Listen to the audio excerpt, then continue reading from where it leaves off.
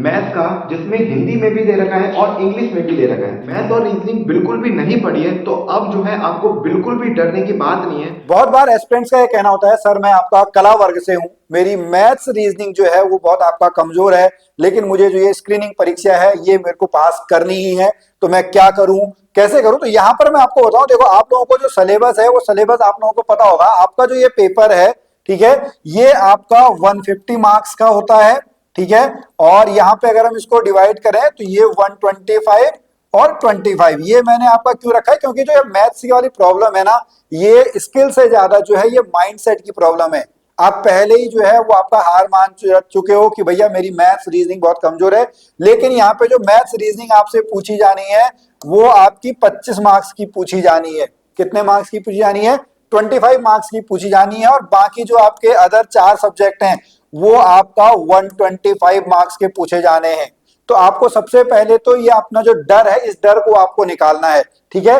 अभी हम इस पे फोकस करेंगे, बट उससे पहले मैं आपको हल्का सा एक बात दिखा दूं, जो पिछली बार का जो आपका कट ऑफ वाला है, कट ऑफ आपका किस तरीके से गई थी। और क्योंकि वहां पे जो आपका जो है वो कट ऑफ जो जाती है वो आपकी सब्जेक्ट वाइज जाती है। जैसे अगर हम आर्ट साइड की बात करें, हिस्ट्री की बात करें, समाजशास्त्र की बात करेंगे, भूगोल की बात करेंगे, राजनीति शास्त्र की बात करेंगे, तो बहुत सारे लोगों का ये कहना होता है हमने तो आपका 10th के बाद से ही गणित छोड़ दी। भैया जो आपके साथ वाले हैं उन्होंने भी, अगर हम बात करेंगे 10th के बाद, नहीं तो 12th के बाद, फिर उनने आपका जो है वो गणित छोड़ दी होगी, उनने बाद में बीए एमए ही आपका जो है वो करा होगा। तो आपका जो कंपटीशन है वो आपके साथ वालों से ही है। हाँ, इंडिविजुअली किसी की मैथ्स बहुत अच्छी आपकी हो सकती है, रीजनिंग बहुत अच्छी हो सकती है, लेकिन ओवरऑल अगर हम एवरेज बात करें तो आपका जो कंपटीशन है वो आपके सब्जेक्ट वालों के साथ ही, क्योंकि जो कट ऑफ बनती है वो आपकी सब्जेक्ट वाइज ही कट ऑफ बनती है। अगर पिछली बार हम देखेंगे, देखो सबसे ज्यादा जो आपका कट ऑफ गई थी वो आपका, अगर जनरल की हम बात करेंगे सामान्य शाखा में, तो आपका इतिहास में गई थी 91.75, ठीक है। फिर गणित में, नागरिक शास्त्र, इस तरीके से आपका, अगर आपको और भी सब्जेक्ट की जो है वो कट ऑफ के लिए चाहिए तो आप हमें कमेंट में बता दीजिएगा, हम आपका इसके ऊपर जो है वो एक डेडिकेटेड वीडियो जो है वो आपका ले आएंगे। तो कट ऑफ जो है वो इस तरीके से आपका यहाँ पे जाती है। ये कट ऑफ दिखाने का क्या मेरा मतलब था, ठीक है, हमने यहाँ पे आपका बात करी ये जो है। अब आपका अगर मैक्सिमम हम बात करेंगे जो 91 मार्क्स हैं, ठीक है, और मैं ये भी बहुत जिम्मेदारी के साथ समझता हूं, कहता हूं कि ये नंबर कहने में बहुत आसानी किया, 125 में से 90 आप ले आओ, बहुत टफ आपका होता है, नहीं आते हैं इतने नंबर, ठीक है।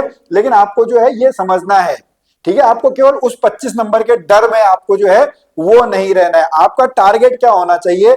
आपका टारगेट होना चाहिए कि आप इस 25 में से किसी भी तरीके से 8 से लेके आप 10 नंबर ले आओ, ठीक है। तो अगर आप इतना यहाँ पे जो है वो स्कोर आप कर लोगे, बाकी फिर आपके लिए जो है यहाँ से अगर हम बात करेंगे नंबर लाने आपके लिए थोड़ा सा जो है वो आपके आसान हो जाएंगे, क्योंकि सिलेबस अभी सर भी आपको डिटेल में यहाँ पे सिलेबस बताएंगे। ये वाली वीडियो में हम बात करने वाले हैं जो भी बच्चे लेक्चरर यूकेपीसीएस की तैयारी कर रहे हैं और उनको मैथ और रीजनिंग में काफी डर लग रहा है, या फिर उन्होंने मैथ और रीजनिंग बिल्कुल भी नहीं पढ़ी है, तो अब जो है आपको बिल्कुल भी डरने की बात नहीं है।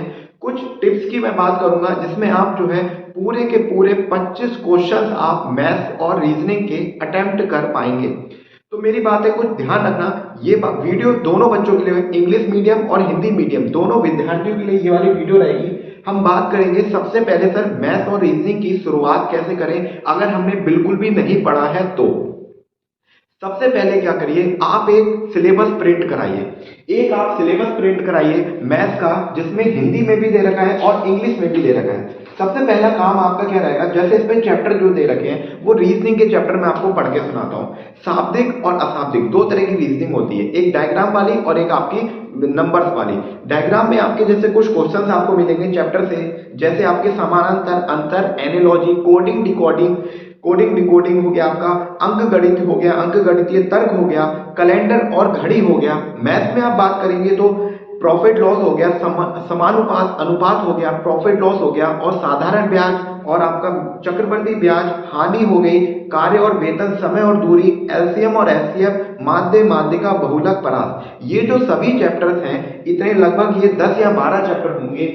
इनका सबसे पहले आप इंट्रोडक्शन पार्ट कीजिए। इन चैप्टर्स का जब आपने इंट्रोडक्शन पार्ट किया है, जैसे मान लो मैंने रीजनिंग का घड़ी जो है और कैलेंडर मैंने इंट्रोडक्शन देखा, घड़ी का मैंने पूरा इंट्रोडक्शन देखा और उसके मैंने 10 क्वेश्चन, लगभग 10 क्वेश्चन आपने लगाए, ज्यादा आप नहीं करेंगे, ना ही आपके पास इतना समय है कि आप पूरा टाइप पढ़े, पूरा घड़ी कैलेंडर ही पूरा सिर्फ यही पढ़ते रहें, इतना आपके पास टाइम नहीं है। आप एक चैप्टर के लगभग 10 क्वेश्चंस कर लीजिए विद प्रॉपर इंट्रोडक्शन, और सारे शुरू से जो है हमने रीजनिंग की क्लास और आने वाले चैप्टर्स की सारी क्लास वेसरी क्लासेस ऐप में भी मैंने ले रखी है, तो वहां भी आप देख सकते हैं। नहीं तो आपको यूट्यूब पर भी सारी की सारी वीडियो का इंट्रोडक्शन, जो सबसे ज्यादा व्यूज वाले चैनल है, वहां पर भी आप अपना कवर कर सकते हैं। ये बिल्कुल आपके लिए बहुत ज्यादा फायदेमंद साबित होगा। जब आपने सभी चैप्टर्स का जो है प्रॉपरली आपने एक कॉपी बनाना, मैथ की एक फाइल वाली कॉपी बना लेना, मैं आपको दिखा दे रहा हूँ। प्रॉपरली आप ऐसे कॉपी बना सकते हो, ये इस टाइप की स्पाइरल कॉपी बना लेना, मैथ और रीजनिंग की आज ही से आप बना लेना, तो आपका बहुत हद तक आपका सिलेबस कवर हो जाएगा।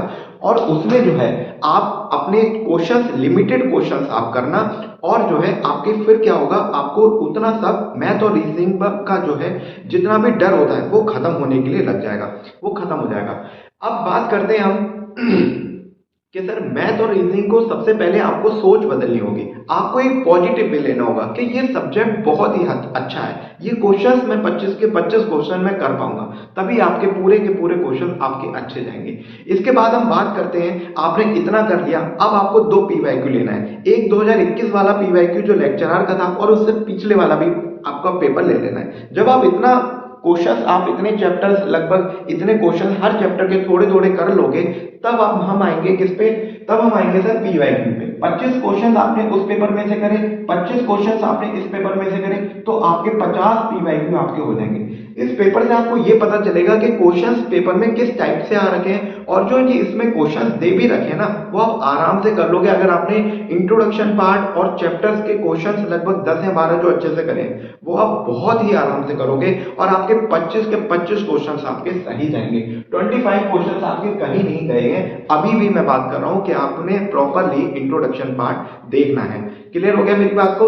तो उम्मीद करता हूं आपको ये बात समझ में आई होगी। और हम बात करते हैं कि बुक्स से सर कौन सी लें। आप अगर ज्यादा मोटी मोटी आप बुक्स लेंगे तो उसका कोई फायदा नहीं है। जो भी आपके पास अभी वर्तमान में बुक्स हैं, चाहे वो किसी भी राइटर की हो, उसी को रहने दो। अगर नहीं है तो आप ले लेना, लेकिन बुक्स लेना थोड़ा सा लंबा रहेगा, क्योंकि आपको बाकी सब्जेक्ट्स भी पढ़ने हैं। तो मेरे हिसाब से आपको जो है एक कॉपी बना लेनी है प्रॉपर, और जो है अदर हेल्प की मदद से वहां से आपको चैप्टर्स कंप्लीट करने हैं। और जो है आपको कोई भी प्रॉब्लम होती है तो आप जो है इस वीडियो में आप कोई अपना क्वेश्चन पूछना चाहते हैं तो आप पूछ सकते हैं अपना कमेंट करके, और उसका आंसर आपको बताया जाएगा। तो उम्मीद करता हूं आपको मेरी ये बात समझ में आई होगी। मैथ्स और रीजनिंग का जो है डर आपका थोड़ा बहुत कम हुआ होगा। आपके पास काफी समय है अभी, लेकिन प्रॉपरली आपको 1 घंटा 2 घंटा देना पड़ेगा, तभी आपके 25 क्वेश्चन सही हो पाएंगे। जय हिंद, नमस्कार, जय हिंद, जय भारत।